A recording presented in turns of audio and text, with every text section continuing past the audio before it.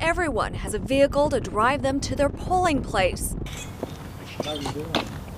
Dave Phipps has told us and the Omaha World Herald in this article, closing more than half the polling places will require some voters to drive 5 to 7 minutes farther just to vote.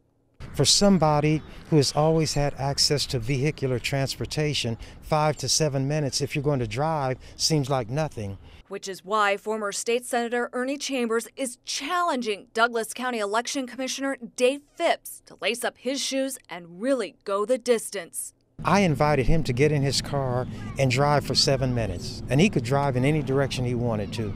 Get out of his car and retrace on foot that distance and see how long it took him and how much territory he actually covered. So I put it to the test. I start at 24th and Lake, begin my timer, and drive. Here we go. Driving the speed limit of 30 miles an hour, I drive 2.8 miles,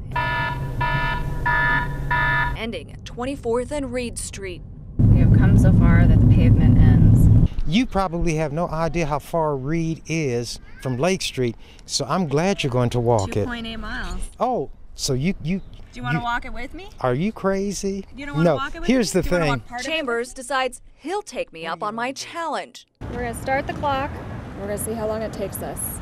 Hey, here we go. And away we go. On our journey, several people stop to ask us what's going on. Hey, how you doing? Good to see you. You too. By the way, as a lady, do you think she'll be able to walk 3 more miles in those shoes? I don't think so, honey. Thank you. Hoofing it in my red heels is difficult at times for me, but beside me, a healthy 74-year-old Chambers admits not every senior citizen is up for such a hike. He said it's to save money.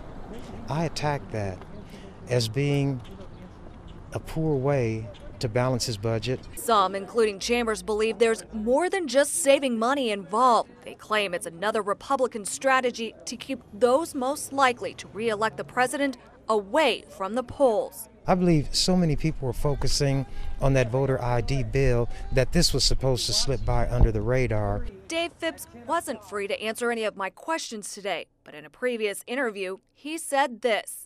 People are always asking for property tax relief. They're asking the government to spend less. You know, this is one of the things that we can spend less on, and so that's why we're doing it. Hey! Back on our walk, we pick up a few friends wanting to help us test Phipps' 7-minute drive to a polling place. When we finally arrive at 24th and Reed Streets, I look at the clock. An hour and 22 minutes. Chambers points out that's just the time it took for us to walk the 7-minute drive to a polling place.